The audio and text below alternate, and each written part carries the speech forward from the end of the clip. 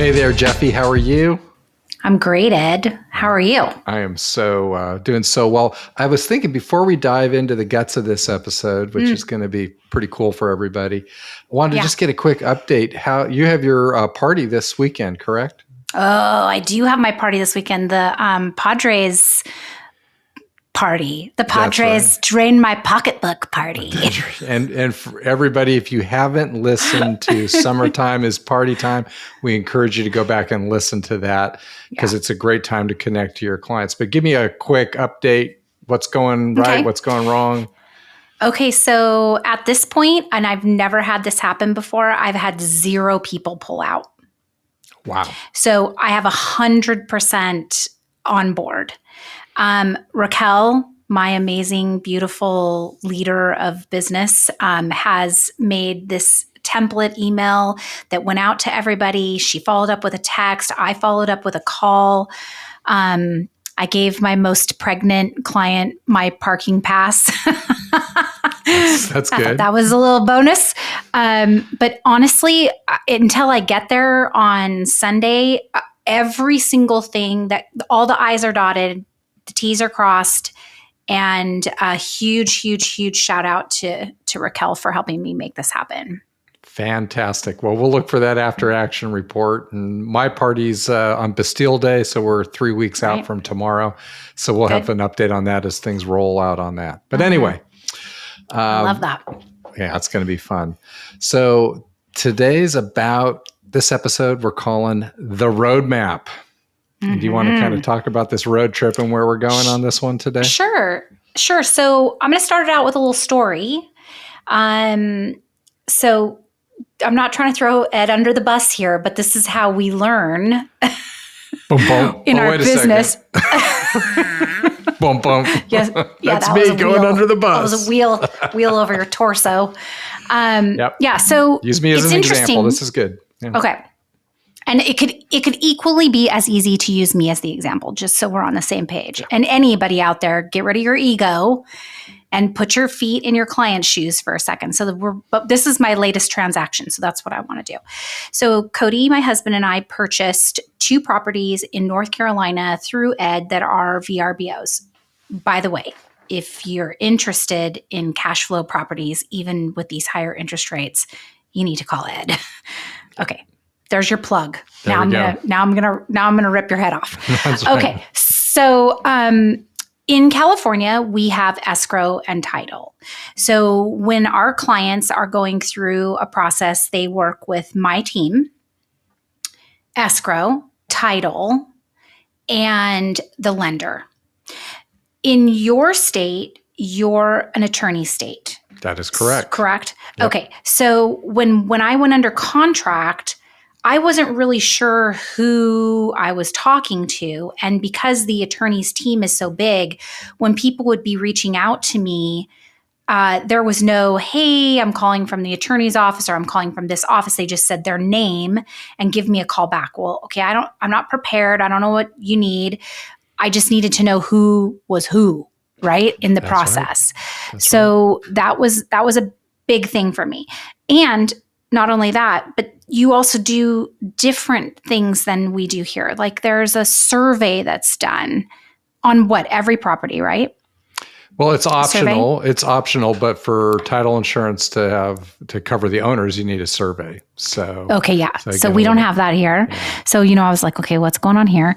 But anyway, the big picture was that after we got through this process, and of course for me, I'm just like, okay, whatever. Okay, I trust Ed. Okay, whatever. We'll just get this done. I was reading disclosures and but I just never really fully felt comfortable in the process. I never felt like, this is cool. This is easy. I know exactly what's going on.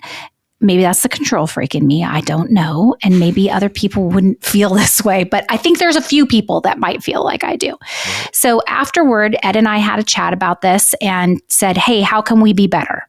How can we make sure, because if I'm feeling this way, potentially you have other clients.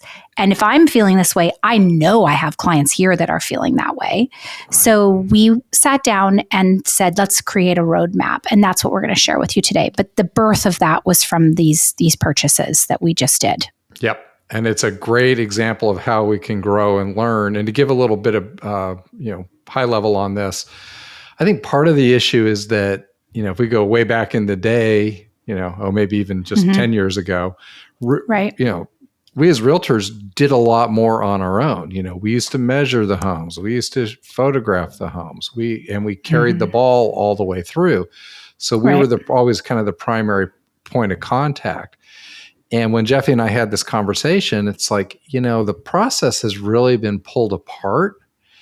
And our service providers, the attorneys, lenders, all the people that are touching the transaction, they have teams too. And so it can get really confusing as to who the heck you're talking to and why are you talking to them. Right. Where back in the day, you were talking to me. I was the contact for all the way through. So I think it's a great opportunity for all of us as realtors to kind of dive into it. So with that in mind, why don't we broke it down into 3 key points. Sure. Which was 1, let your clients know who the players are. 2, be clear on when and who. And 3, position yourself as the conductor. So right. If you want to take the lead on that? Let's break that down. Sure. Yeah. So let your clients know who the players are. I think that's the most important thing. And I believe every realtor needs to figure out what that looks like for them. A couple ideas are a video of who the team is. So basically Raquel, my assistant, our assistant, Joe's and mine, would do a video introducing herself and saying, hey, whenever you need something, I'm your main point of contact and I can make sure you get to the right person. Okay, so there's number 1. Then number 2 would be the lender. Number 3 would be escrow. 4 would be title, and on down the row. So that people can put not only a face to a name, but a voice to a name, because a lot of times they're calling them. And then an email, they have a name and they can envision who they're talking to. So it makes it smoother, easier. Plus, with a lot of the wire fraud that we have going on, how nice would it be to meet your escrow agent just on a video, to know you're actually talking to the right human being? And they can say, hey, my team consists of blank, blank, blank, and blank. You can always go back, watch the video, hey, make sure this is okay, or call Raquel and say, hey, I have this question, or call me. But at least you know kind of the boundary of whom you're working with. The next thing would be, go ahead, did you want to say something? Well, yeah, I was just going to add one point there. And it was interesting because I was looking at an email today, most recent property under contract, and it was the lender reaching out, Frank, who you know. Sure. Yeah. And he was reaching out to the client and saying that Eve, his assistant, would be the primary point of contact. So, okay, now we've got this communication going on that's been kind of delegated out. Wouldn't it be nice if that was framed all in the beginning? Yes. And I'm not relying on that, after the fact, but in the front end, defining who all the people are and letting them know who they're going to talk to and laying eyes on them. Absolutely. And this comes back to leading our team and leading our clients, because they're looking to us as trusted advisors. We need to be better. And in this market, as the cream rises to the top, the better you are, the more business you'll have. So next part of let your clients know is you could do just a simple PDF. You could do a photo of, your assistant or your team or anybody that's on the real estate side of that, then, and who they are and how to contact them and what their role is in the transaction. Then you could do escrow, title, your attorney, the land surveyor, whoever, and have a PDF, like a photo of them, and then a quick bullet point of who they are and what they'll be doing during the transaction. For me, that's how I would like it. So even though the video is really fancy, schmancy, whatever, I love to be able to have something like that on my computer where I can go, okay, Eve works for Frank. She's going to be calling me to get all my documents. Okay, here's her contact information. Right. Great, copy paste, send it out. So to me, that would be my favorite way. And I think that's probably one of the easiest ways to do it. Yep. And in that PDF or in that video, the third point is who will be contacting you and when. So it's all great and fine to say, hey, my name's Jefi Moultrie. Here's my lender or your lender. Here's blah, blah, blah. But what's their role? So don't forget to be very specific about the role. Because honestly, with the North Carolina properties, I could not figure out whose role was who. was whose. That was the hardest part for me.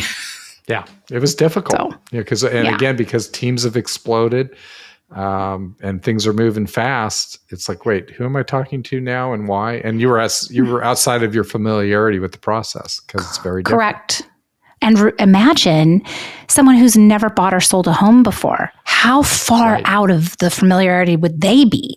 They'd be like at the equator. Yeah. So we just need to bundle that up and take care of them. Point number, go ahead. No, I was going to say the PDF form, that's kind of the one I would go to. I'd probably print that out just so I have it. Like, and I could look, for 30 days, it's on a bulletin board. If I have a quick question, I can look at it. But I do like the third method you're getting ready to talk about. So. Okay. So actually, you mean the who will be contacting you when, or the be clear on when and whom? Well, I think we were talking about a Zoom call potentially. Oh, yeah. That's in the next one. So be open to technology. Okay. One of the things that I learned from Ed that's so invaluable, and I've actually done it, is presenting offers over Zoom. If you have a client who you cannot get in your space or you can't get to their space, you can share your screen, do Zoom, go over an offer. So when that kind of light bulb went off on my head and I did that, which was freaking fantastic, then I was thinking this with creating a team. So let's do a Zoom call, get everybody on there at the same time. It can be 15 minutes. It really, hey everybody, my name is Jeremy Patterson. I'm your lender. My team consists of blank, blank, blank, and blank. Here they are. They're all waving.